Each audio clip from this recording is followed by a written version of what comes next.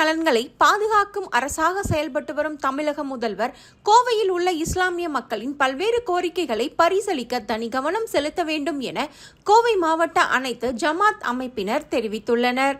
சமீபத்தில் கோவையைச் சேர்ந்த ஐக்கிய ஜமாத் பொதுச் செயலாளரும் அதிமுகவை சேர்ந்த சிடிசி ஜப்பார் பாஜக கூட்டணியில் இஸ்லாமியர்கள் ஆதரவு குறித்து சர்ச்சை குறித்து தெரிவித்தார்.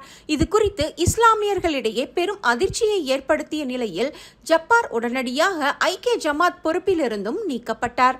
இந்நிலையில் கோவை மாவட்ட அனைத்து ஜமாத் சார்பாக நடைபெற்ற செய்தியாளர்களின் சந்திப்பில் ஜமாத் தலைவர் முகமது அலி செய்தியாளர்களிடையே பேசினார்.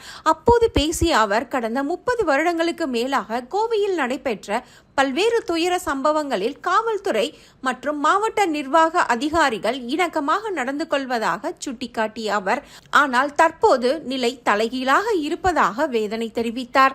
இஸ்லாமிய ஜமாத் மக்களின் கோரிக்கைகளை சரிவர பரிசீலிப்பதில்லை என கூறிய அவர், தமிழக முதல்வர் கோவை மாவட்ட இஸ்லாமிய மக்களின் கோரிக்கைகள் மற்றும் நிலைகளை ஆய்வு செய்ய தனி செயலாளரை நியமித்தும் குறைகளை கேட்க வேண்டும் எனவும் கோரிக்கை விடுத்தார்.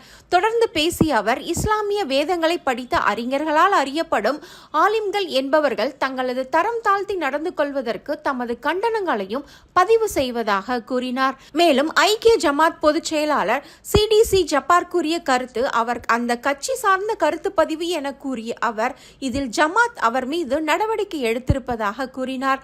இந்த சந்திப்பின் போது கோவை மாவட்ட அனைத்து ஜமாத் நிர்வாகிகள் ஹஜ்ரத் அப்துல் ரஹ்மான், சுக்ருல்லா, பாபு பசூலுர் ரகுமான் ஆகியோர் உடனிருந்தனர்.